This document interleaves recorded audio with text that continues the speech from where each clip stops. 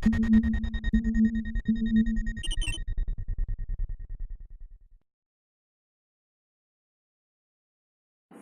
today with Ekraft Geeks you are going to learn about operational amplifier or op-amp. An operational amplifier or op-amp is a voltage amplifying device designed to be used with external feedback component such as resistor and capacitors between its output and input terminal. It is a high-gain electronic voltage amplifier with a differential input and usually a single-ended output. Operational amplifiers are linear devices that have all the properties required for nearly ideal DC amplification and are therefore used extensively in signal conditioning, filtering, or to perform mathematical operations such as addition, subtraction, integration, and differentiation. In a linear operational amplifier, the output signal is the amplification factor known as the amplifier's gain, A, multiplied by the value of input signal and depending on the nature of the input and output signal. The popularity of op-amp as a building block in analog circuit is due to the versatility.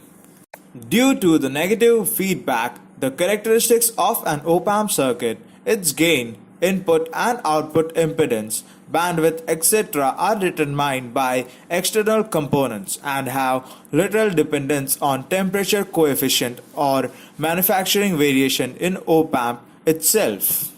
Let's begin with 5 ideal characteristics of an op-amp. Open loop gain. Open loop gain is the gain of op-amp without a positive or negative feedback.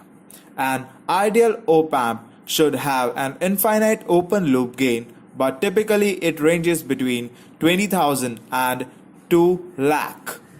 Input impedance. It is the ratio of input voltage to the input current.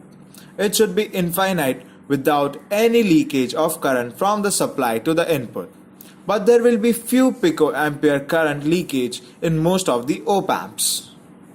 Output impedance. The ideal op-amp should have zero output impedance without any internal resistance, so that it can supply full current to the load connected to the output. Bandwidth. The ideal op-amp should have infinite frequency response so that it can amplify any frequency from DC signals to the highest AC frequencies, but most op-amps have limited bandwidth. Offset. The output of the op-amp should be zero when the voltage difference between the inputs is zero. But in most op-amps, the output will not be zero when off, but there will be a minute voltage from it. Let's have a look to the pin configuration of op-amp IC.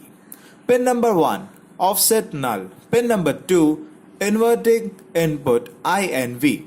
Pin number 3, non-inverting input non-INV. Pin number 4, ground or negative supply. Pin number 5, offset null. Pin number 6, output. Pin number 7, positive supply. Pin number 8, strobe. There are 4 types of gain in op-amps. Voltage gain, voltage in and voltage out. Current gain, current in and current out. Transconductance, voltage in and current out. Trans resistance, current in and voltage out. An op-amp has a wide range of uses, and depending how each pin is connected, the resulting circuit can be some of the following. Comparator. Inverting amplifier such as summing amplifier. Non-inverting amplifier such as voltage follower. Difference amplifier. Differentiator or integrator. Filter. Peak detector. Analog to digital converter. Oscillator, and many more. Negative feedback. Here the output of the op-amp is connected to its inverting input. Thus the output is fed back to the input so as to reach an equilibrium. Thus the input signal at the non-inverting input will be reflected at the output.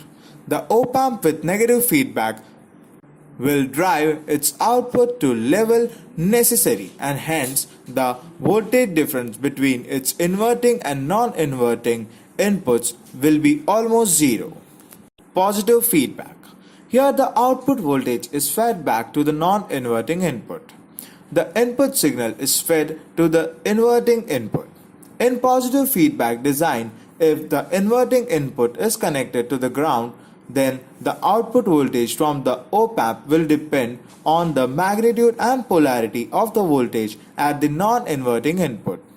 When the input voltage is positive, then the output of the op-amp will be positive, and this positive voltage will be fed to the non-inverting input, resulting in a full positive output. If the input voltage is negative, then the condition will be reversed.